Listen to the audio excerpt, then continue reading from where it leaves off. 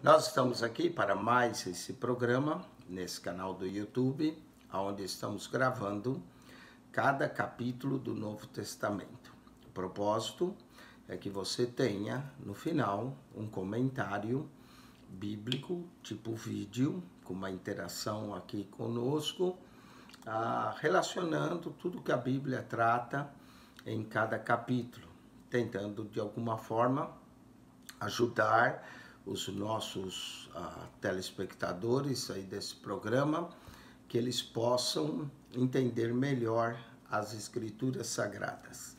É um comentário que desperta a curiosidade das pessoas, tenta explicar melhor a Bíblia, fornece também ideias para sermões, para pregadores, não é? Você pode ouvir o capítulo inteiro, você pode ouvir uma parte do capítulo e pegar ideias e ser abençoado. Você também pode escutar o programa todo de forma sistemática, porque gravamos capítulo por capítulo, caso você decida estudar o livro de Mateus. Então você pega do capítulo 1 até o final, Marcos, Lucas, e assim, quando concluirmos todo esse trabalho, você terá um comentário do Novo Testamento completo. Nós vamos dar continuidade a esse comentário, a videoteca aí, para que você tenha essa coleção de vídeos, não é? Em Lucas capítulo 14. Lucas capítulo 14 revela-nos a cura, começa com a cura de um homem que era hidrópico. O hidrópico é uma pessoa que sofre de hidropsia, que é a retenção de líquidos no corpo. Hidro vem do grego de líquido, e essa retenção causava que a pessoa ficava inchada. Tem, infelizmente, pessoas que têm, às vezes, uma retenção, um problema renal na eliminação dos líquidos e fica inchada. E Jesus vai fazer essa cura novamente no sábado. É interessante, no Evangelho de Lucas, quantas e quantas curas Jesus faz no sábado. Lucas 13, nós vemos uma mulher que estava encurvada há 18 anos e Jesus a curou no sábado. Nós vamos ter a história de um homem que também tinha a mão mirrada e Jesus curou num sábado. E parece que Jesus fazia essas curas no sábado para mostrar aos fariseus a forma correta de se interpretar o sábado. Eles achavam que não podia fazer nada no sábado, e Jesus quer mostrar que o sábado foi feito para o homem e não o homem para o sábado. Jesus também quer ensinar um princípio muito bonito acerca do sábado, que fazer o bem no sábado não era errado. Curar num sábado, salvar vida no sábado não era errado fazê-lo. Então Jesus está mostrando a eles o verdadeiro propósito do sábado, que fazer o bem não era considerado errado. Depois dessa cura, vai então Jesus falar sobre algumas parábolas. Não é? A primeira, como era um banquete, Jesus vai falar da parábola dos primeiros assentos e dos convidados, que ensina uma lição de humilhação e exaltação. Depois Jesus vai falar uma parábola da grande ceia e, por último, uma parábola acerca da providência, também mostrando através dessa parábola da providência acerca de nós, o custo do discipulado, né? De nós calcularmos o custo do discipulado para seguir a Jesus. É esse o propósito dessas parábolas. Essa seção do Evangelho de Lucas, Lucas 14, Lucas 15, que é o próximo capítulo, Lucas 16, é uma seção que envolve diversas parábolas. Lucas também pode ser conhecido como o Evangelho das parábolas. Há mais parábolas no Evangelho de Lucas do que no Evangelho de Mateus. Então, apesar de Mateus ter bastante, Marcos tem menos e João não tem quase que parábola nenhuma. João tem mais figuras de linguagem. Muito bem, vamos então, Lucas 14, para essa história. Aconteceu, a forma como Lucas começa muitos de seus versos é aconteceu. 42 vezes repete a palavra aconteceu nos 24 capítulos de Lucas. Aconteceu, Lucas é chamado o Evangelho dos Acontecimentos, num sábado. Note novamente no sábado, capítulo 13, nós falamos daquela mulher que andava curvada, foi curada num sábado, que entrando ele em casa de um dos principais dos fariseus. É interessante, havia uma rivalidade dos fariseus com relação ao ministério de Jesus, mas Jesus não deixava de ir à casa deles, Jesus não deixava de dar lições para eles, não é? Como Jesus tratava os seus oponentes. Normalmente, quando as pessoas têm um oponente, elas evitam aquela pessoa. Jesus não. Jesus ia, continuava tentando alcançá-los, não é? E talvez vai aumentar até a oposição ao ministério de Jesus por causa disso. Ele entrou na casa de um dos principais fariseus para comer pão. Eles o estavam observando. Note que os fariseus estavam observando. Jesus entrou para comer pão, para aquela refeição. Era comum eles reunirem para refeições e eles estavam observando a Jesus. E eis que estava ali, diante dele, um certo homem hidrópico. Hidrópico, nós já falamos, é uma doença, hidro quer dizer água, a retenção de líquidos, não é? Essa doença pode ocorrer por um problema renal, uma deficiência dos rins em eliminar os líquidos e causa com que a pessoa nessa retenção de líquidos, ela venha a ficar inchada. Não só isso, a causa dessa doença, por causa das águas que é retida no corpo, pode causar também problemas sérios para o coração da pessoa e a pessoa vinha até a ter um falecimento, uma falha do miocárdio, não é? Pode acontecer isso. Então é uma doença que deveria ser tratada, e eu imagino que Lucas, não é? Sabendo, era uma doença que difícil de ser tratada naquela época, e Lucas sendo médico, essas coisas que atraem, essas curas milagrosas que Jesus faz, e ele vai relacionar aqui no seu evangelho. Estava ali, e Jesus tomando a palavra, Jesus às vezes sempre antes de curar, fazia alguma pergunta para os doutores da lei, para ver a interpretação deles, ver a forma como eles entendiam as coisas. O mestre, por excelência, nunca perdia a oportunidade de ensinar algo.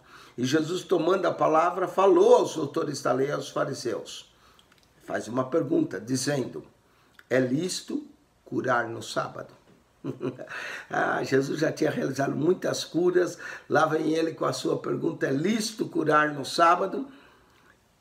Eles já tinham levado a pior em muitas vezes, em muitas outras ocasiões, já estão espertos. Olha o verso 4, eles porém calaram-se, eles ficaram para ver. Jesus faz apenas uma pergunta, é lícito ou não curar no sábado? E eles calaram-se, e tomando o homem hidrópico, o curou e o despediu. Então eles ficaram calados, dessa vez não tiveram resposta para Jesus, não questionaram. Jesus está ensinando novamente que não é pecado nenhum diante de Deus fazer o bem no sábado, não é? E tomando, curou e despediu, e disse-lhes, qual será de vós? E agora Jesus vai ensinar uma lição. Qual será de vós que caindo-lhe num poço em dia de sábado, o jumento ou boi não o tire logo? Eles não tinha água encanada ali, né, naquela época. O que eles tinham eram poços, onde acumulava água, e às vezes o poço podia ficar aberto. Normalmente eles faziam uma parede de pedras, né, para cercar o poço, mas poderia haver poços abertos e de repente um animal caía, um boi ou um jumento, né? Já no capítulo 13 tem a mesma pergunta de Jesus. Antes, quando curou a mulher, ele já fez o mesmo comentário. E boi e jumento, é interessante, aparece duas vezes na Bíblia, juntos, né? Boi e jumento aparecem juntos na Bíblia, duas vezes. Uma está no capítulo 13, verso 15, e agora aparece de novo a expressão boi e jumento juntos no capítulo 14, verso 5, não é? O boi e jumento caindo no poço num dia de sábado. Jesus falou, qual de vós que tem um boi ou jumento que cai num poço num dia de sábado, você não vai lá tirar porque é sábado, não é? Não faz sentido. Ou seja, você vai salvar um animal, você vai salvar a vida no sábado. Se você salva a vida de um boi ou de um jumento num sábado, não deveria se salvar a vida de um homem, não deveria fazer o bem. Jesus curou aquele homem e o despediu e nada lhe podiam replicar sobre isso. Você vai notar que os oponentes de Jesus estão cada vez mais ficando sem respostas para as indagações de Jesus, não é? E disse aos convidados, os convidados ali que estavam, novamente o mestre vai aproveitar para ensinar uma lição. Disse-lhes uma parábola, reparando como escolher os primeiros assentos, dizendo-lhes, vamos lá, que a parábola vai ensinar sobre a humildade. Ele estava preocupado com posição, assentavam-se lá nesse jantar em que Jesus estava, ele escolhia os melhores lugares, não é? Quando por alguém fores convidado às bodas, não te assentes no primeiro lugar, para que não aconteça que seja convidado um outro mais digno do que tu, e vindo que te convidou a ti, a ele te diga, dá lugar a esse, e então, com vergonha, tenhas de tomar o derradeiro lugar. Hoje, em nossa cultura, às vezes a gente até cede o lugar, não é? A gente está no... Mesmo tem alguém que chega, a gente, por gentileza, cede um local, não é? Olha, senta aqui, se é uma senhora, oi irmã, a senhora senta aqui, eu me levanto, não é? A gente, por gentileza, faz isso. Mas naquela época era uma sociedade de honra e desonra, né? Eles valorizavam muito esses valores, a pessoa que se assentava no melhor lugar, era considerado uma pessoa de honra, chegava para se aceitar, olha, fulano, você se assenta aí, era questão de honra. Então Jesus está ensinando uma lição de humildade. Falou, você foi convidado, não te assente logo naquele primeiro lugar, porque poderia chegar alguém com mais honra e o dono da casa, que era o que tinha direito a fazer, dizia, fulano, levanta daí e dá lugar para esse. Aí essa pessoa ia ficar envergonhada perante todos, não é? Então Jesus falou, vou ensinar uma lição, você assente no lugar mais humilde, para que se chegar o dono da casa, vem, ô fulano, você está aí? Vem sentar para cá, e você vai ser honrado na presença de todos, né? Mas quando fores convidado, continua a parábola, verso 10, vai e assenta no derradeiro lugar, derradeiro é o último lugar, para que quando vier o que te convidou te diga, amigo, assenta-te mais para cima, então terás honra diante de todos que estiverem contigo à mesa. Note como era tão importante para eles a honra e a desonra, não é? Posições de honra e desonra. Estudando, às vezes, um pouco de antropologia, sociologia, os costumes humanos, há sociedades que são diferentes. Por exemplo, a sociedade latino-americana, né, sul-americana, eles se baseiam muito em levar vantagem, né? No Brasil tem até um negócio, a lei do Gerson, a lei do levar vantagem. A pessoa que leva vantagem, ganhou, é mais ou menos a cultura, eu ganho, você perde. Eu ganho, você perde, não é? Então, a pessoa que ganha e o outro perdeu, ele é mais esperto, é um espírito de competição. E existe, o brasileiro tem muito desse negócio de levar vantagem. Tem uma fila, ele quer entrar lá no lugar da frente da fila, fura a fila, não é? Sempre tentando levar vantagem, ele se sente esperto por fazer isso. Essa é a cultura latino-americana. A cultura dos americanos, dos norte-americanos, são um pouco diferente. Eles são mais, quando tem uma situação assim, eu ganho, você ganha. Chama win-win situation, né? Vem se ganhar, os dois lados ganham. Eu não preciso necessariamente eu ganhar e você perder. A cultura também norte-americana, e que às vezes é um problema para muita gente que não entende isso, é certo e errado. É preto, branco e pronto. Ou você está legal ou está ilegal. É assim a cultura norte-americana, não é? Ou você está certo ou errado, ou está legal ou ilegal. Não tem jeitinho brasileiro. E as pessoas brasileiras, às vezes chegam nos Estados Unidos, esse é um confronto, eles acham que tem jeitinho, não é? O americano, ele é universalista, ou está certo ou está errado, ou é justo ou é injusto, fair, unfair, é mais ou menos a cultura assim. E o europeu é um pouco disso também.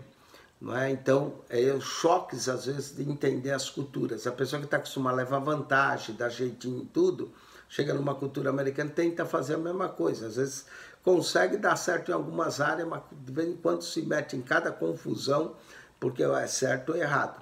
Já na cultura oriental, nós estamos falando agora lá da Palestina, do Meio Oriente, do Japão, o que vale é a honra. Honra e desonra. Ou você é honrado na frente de todos e sente-se bem, ou se você é desonrado. E a pessoa que é desonrada, ela sente uma vergonha tremenda, né? Porque ela foi desonrada na frente de todos, é como se ele perdeu a honra. No Japão, por exemplo, uma pessoa quando perde a honra, ele acaba se suicidando. É o país que tem o maior índice de suicídio no mundo, é o Japão.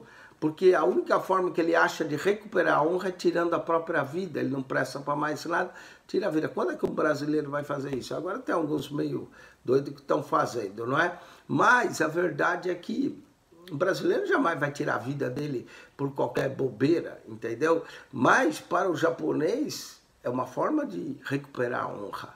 Então, às vezes entender essas culturas é interessante. E quando a gente lê a Bíblia, nós estamos falando de uma cultura mais oriental. Então, e está claro aqui nesse texto, você está vendo, que o que vale aqui é honra e desonra, não é? É o que Jesus está ensinando. Verso 10, mas quando fores convidado, vai, assenta-te no derradeiro lugar, para quando vier o que te convidou, te diga, amigo, assenta-te mais para cima, assim terás honra diante dos que estiverem contigo à mesa. Portanto, qualquer que a si mesmo se exaltar, será humilhado. Aqui vem a grande lição da parábola. A lição da parábola é ensinar uma lição de humildade, cuidado com a exaltação. Porque quando você se exalta, você vai ser humilhado. E aquele que a si mesmo, note que não depende dos outros te humilhar. Aprenda a ser uma pessoa humilde. Humildade é bonito. Aquele que a si mesmo se humilhar, será exaltado. Não é? Se você não tiver aquela arrogância, aquela exaltação, se humilha, fica quietinho no teu lugar, espera a tua vez. Se você fala, eu estou parafraseando, né? Espera a tua vez, fica quietinho no teu lugar, vai chegar a tua hora da tua exaltação.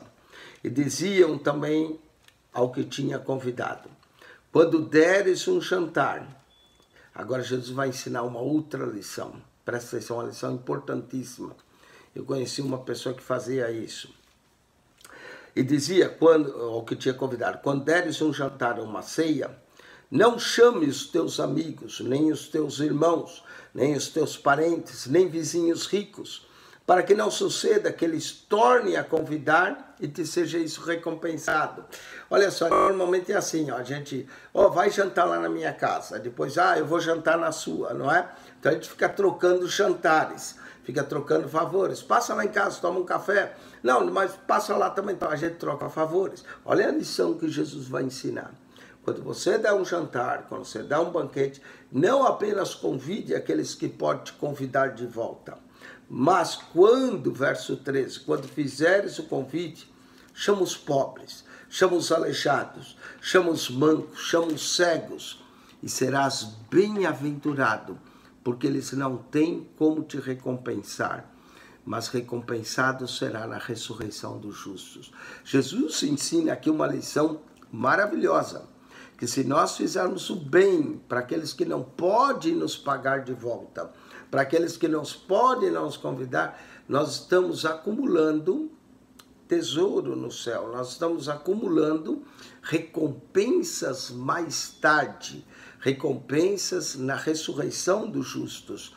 Que lição tremenda que Jesus ensina aqui para os fariseus e para nós também, de como as pessoas falam, como é que eu acumulo bênçãos na vida vindoura, como é que eu, lá na ressurreição do justo, como é que eu vou acumular essa bênção? Jesus cria na ressurreição e pregava sobre ela e falava da ressurreição, e ele é a própria ressurreição. Então veja bem, o que Jesus ensina aqui, algo muito importante, a forma como nós vivemos a nossa vida, a forma como nós tratamos o nosso próximo, a forma como nós nos compadecemos daqueles que não têm nada, vai nos afetar na ressurreição dos justos. Olha o que Jesus ensina, esse verso 13 e 14 é alguma lição maravilhosa. Mas quando fizeres um convite, chama os pobres, os aleijados, os mancos, aqueles que não podem te recompensar, e serás bem-aventurado, porque eles não têm como te recompensar, mas recompensado serás na ressurreição dos justos. Verso 15. E ouvindo uns dos que estavam com ele à mesa, que as lições de Jesus são maravilhosas. Um que estava ali à mesa, disse-lhe, bem-aventurado o que comer pão no reino de Deus. Eles estavam lá comendo pão e alguém disse, olha, vai ser bem-aventurado aquele comer pão no reino de Deus. Ele soltou essa para Jesus, vamos ver a Jesus a resposta. Porém, ele lhe disse, um certo homem, outra parábola, a parábola da grande ceia. Um certo homem fez uma grande ceia e convidou a muitos. E a hora da ceia mandou o seu servo dizer aos convidados, vinde, que tudo já está preparado. E todos a um começaram a excusar-se, dizer primeiro, comprei um campo e preciso ir vê-lo. Me achas por excusado? E outro diz, comprei 5 juntas de boi e vou experimentá-las. E logo digo que me achas por excusado. E outro diz, casei e portanto não podendo ir. E voltando aquele servo, anunciou essas coisas ao seu senhor. Então o pai de família, indignado, disse ao servo, sai depressa pelas ruas e bairros da cidade e traz aqui os pobres, os aleijados, os mancos e os cegos. E disse o servo, Senhor, feito está como mandasse, ainda há lugar. E disse o Senhor, o servo, sai pelos caminhos e atalhos e força ao entrar para que a minha casa se encha. Porque eu vos digo que nenhum daqueles varões que foram convidados provará a minha ceia. Uau, essa parábola, ela é maravilhosa.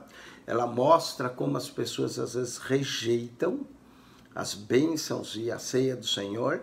E ela foi desenvolvida, ou Jesus contou essa parábola, devido a um comentário que alguém fez, que disse, bem-aventurado que comer pão no reino de Deus. Aí Jesus conta essa parábola e de uma certa forma se aplica a eles, que estava chegando o grande Senhor da ceia, lhes convidando para participar do reino de Deus, e eles estavam dando desculpas, não é? Há pessoas que me dão desculpas, né? Eu vou usar aqui era uma ceia, mas eu vou falar como pastor, claro. Há pessoas que às vezes quando não vão à igreja, apresentam as desculpas mais esfarrapadas, né? Mais furadas do que qualquer outra coisa. Ah, pastor, não fui à igreja, chegou um parente meu, não deu para ir. Traz o parente para a igreja, não é? Ou você está me dizendo que o seu parente é mais importante que o seu culto a Deus? Se esse é o caso, talvez você não é digno de ir para o reino dos céus. Se o seu parente, seu amigo, se torna mais importante do que estar na casa de Deus, adorando a Deus, acho que tem algo errado com as suas prioridades, né? Olha, eu tenho parentes também, como todo mundo, tenho filhas, genros, mas a hora que chega a hora de eu ir para a igreja, quem quer ir comigo vai, quem não quiser fica em casa, entendeu? Não há desculpa. E se você notar as desculpas que eles vão dar, são as mais farrapadas possíveis, não é? Tem gente que às vezes diz, pastor, não fui à igreja, eu tive que sair. Escuta, você teve de segunda a sábado para sair, chega domingo, 2 horinhas que você pode estar no culto, você apresenta-me uma desculpa. Na verdade, não existe desculpa para não ir, existe questão de prioridade, não é? Tem gente, eu não fui, eu estava doente. Ok, tá aí uma boa desculpa, não é? Mas quantos e quantos vão doente? Quantas vezes eu fui para a igreja mesmo doente, não é? E às vezes quando a gente não quer ir, a gente aprende qualquer desculpa. A mesma coisa aqui. Vamos ver eu falei assim, desculpas gerais, mas agora vamos ver essas desculpas aqui que eles dão. São desculpas até engraçadas. Presta atenção. Ele disse, um certo homem fez uma grande ceia e convidou muitos. E a hora da ceia, vamos lá, a hora da ceia. Normalmente as ceias eram à noite. Normalmente as ceias eram à noite. Eles não ceavam de dia, ceavam à noite. A hora da ceia mandou o servo dizer aos convidados: vinde, que já está tudo preparado. Note que o convite já tinha sido lançado, eles já sabiam por antecedência. Quando chegou a hora da ceia, vinde que está preparado, a todos começaram a escusar. Disse primeiro, vamos ver as desculpas: comprei um campo e preciso ir vê-lo. Presta atenção.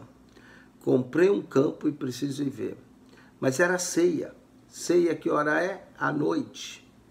Quem é que vai ver campo à noite? Principalmente numa época em que não havia luz elétrica. Então a desculpa é uma desculpa furada, esfarrapada de quem não quer ir. Comprei um campo, você vai ver o campo à noite? Como é que é isso? Campo se via de dia, quando estava claro, para poder ver. Não à noite, quando estava tudo escuro.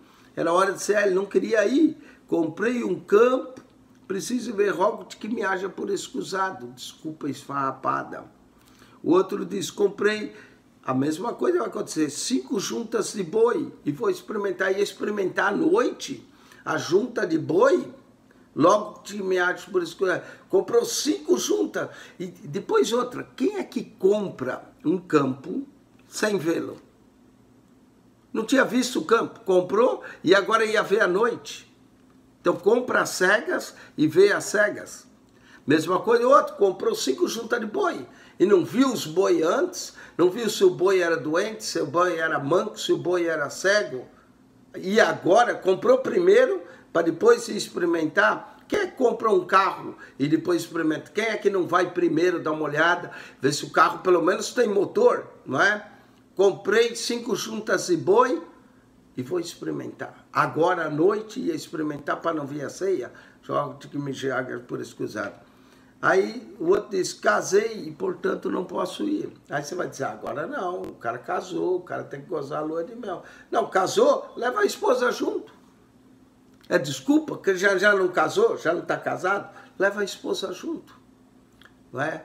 Então as desculpas que é dada, as mais farrapadas, que é as desculpas que as pessoas dão. Na vida, você pode dar desculpas, vamos fazer, as pessoas dão muita desculpa, porque que elas não sucedem na vida, porque que os negócios não deram certo, mas em vez de assumir responsabilidade, você pode dar desculpas ou você pode assumir responsabilidade e fazer as coisas. As desculpas aqui são as mais esfarrapadas. Por isso, o dono da casa se sentiu ofendido. Falou, não, vai lá e chama os mancos, aleijados, encha a minha casa. Senhor, ainda há lugar, encha a minha casa, porque aqueles homens não provarão da minha ceia. Olha, nós podemos ofender a Deus pelas nossas atitudes. Deus, eu não vou à igreja hoje. Hoje eu vou ficar assistindo Fantástico em casa. Nós podemos ofender a Deus pelas nossas atitudes. E aí não seremos dignos do reino do céu por causa da nossa atitude. Porque colocamos Deus em segundo lugar. Colocamos nosso parente que veio primeiro. Colocamos nossa família em primeiro lugar. Colocamos tudo. Deus, quantas vezes Deus prepara um banquete para nós irmos provar da sua mesa, provar da sua palavra na sua casa, e nós rejeitamos, damos uma desculpa qualquer. Essa é a parábola da grande ceia. Pense nisso. Se você não está dando desculpas para Deus, se você não dá desculpas para ir adorá-lo. Vamos para outra parábola, e junto com essa parábola vem o custo do discipulado. Chama a parábola acerca da providência, e de fato nos ensina a planejar. Ora, ia com ele uma grande multidão e voltou, disse-lhes, se alguém quer vir a mim, e não aborrecer o seu pai, e mãe, e mulher, e filhos, e irmãos, e irmãs, e ainda também a sua própria vida, não pode ser meu discípulo. Olha o custo do discipulado. Jesus aqui está falando, se alguém, não é? Ninguém é obrigado a seguir Jesus. É condicional. Se alguém, você quer segui-lo? Tá. Então vamos lá. Se você e eu quer segui-lo, há um custo. Não é nada assim de graça, não é? De graça é o perdão dos nossos pecados, a salvação, mas há um custo em seguir a Jesus. Se alguém vier a mim, olha, e não aborrecer seu pai, mãe, mulher, filhos, irmãos, irmãs, e ainda também a sua própria vida, não pode ser meu discípulo. Olha o custo do discipulado. O custo do discipulado verdadeiro de Jesus envolve renunciar tudo. Renunciar à sua vida, muitas vezes renunciar pai e mãe, até esposa, filhos, irmãos, a família toda. Ninguém pode vir antes de Jesus. Teve a parábola antes. O outro, casei, não posso ir. Leva a mulher na janta. Comprei boi, tem que ver os boi. Comprei o carro. Tem que renunciar a tudo. Se alguém quer vir após mim, não aborrecer pai, mãe, mulher, filhos, irmãos, irmãs, ainda pela sua própria vida, não pode ser meu discípulo. E qualquer que não levar a sua cruz. O que é cruz? Cruz não são as dificuldades que você passa na vida, porque quem é crente ou não crente passa as mesmas dificuldades. Cruz significa a renúncia da vida própria. Cruz significa os sacrifícios que você faz por causa de Cristo. Não sofrimento. Sofrimento todo mundo sofre, crente e não crente sofre. Mas é as renúncias que você faz por causa de Cristo. E não vier após mim, não pode ser meu discípulo. Presta atenção, você quer ser discípulo de Jesus? Há um custo. Pedro deixou tudo. Paulo deixou tudo também. É preciso, para ser discípulo de Jesus, abandonar tudo mesmo. Tirar tudo, tudo fica secundário, Cristo vira primário, Deus vira primário. Este é o custo do discipulado. Ah, mas eu preciso cuidar, mulher, eu preciso cuidar do meu marido, pastor, meu marido não é crente. Então tá bom, vai lá servir o teu marido. Você tem que escolher quem que você serve, não é? Se você quer servir a Deus, há um custo. Não sou eu que estou pondo o custo, é o próprio Cristo. O custo é que teu marido não vem primeiro. Tua família não vem primeiro. Tua vida não vem primeiro. O que vem primeiro é Cristo. É a vontade de Deus. É o ministério. É aquilo que você vai fazer. Esse é o custo. Ninguém é obrigado, se alguém, se é condicional. Você quer cuidar do marido, vai cuidar do marido. Quer ganhar dinheiro, vai ganhar dinheiro. Entendeu? Mas não queira ser discípulo de Jesus. Porque para ser discípulo, o trabalho fica para trás, o dinheiro fica para trás, a família fica para trás, ele vem primeiro. Esse é o custo do discipulado. Nem todos estão aptos para isso. Pois qual de vós, querendo, agora ele vai contar a parábola, qual de vós, querendo edificar uma torre, não se assenta primeiro a fazer conta dos gastos para ver se tem com que acabar. E aí vai voltar no princípio da honra. Para que não aconteça que depois de haver posto os alicerces e não podendo acabar, todos que virem comecem a escarnecer dele. Né? A pessoa vai construir uma casa, constrói uma parede e para. Aí passou, esse homem aí construiu a parede e não coisa. No caso aqui era uma torre. Né? Normalmente eles construíam torre para acumular os cereais que eles recolhiam, eram tipo silos, né? Ou construir uma torre, dependendo da cidade, era construir a torre como onde os soldados ficavam vigiando. Era chamada torre da vigia. Ou então uma torre para acumular cereais, não é?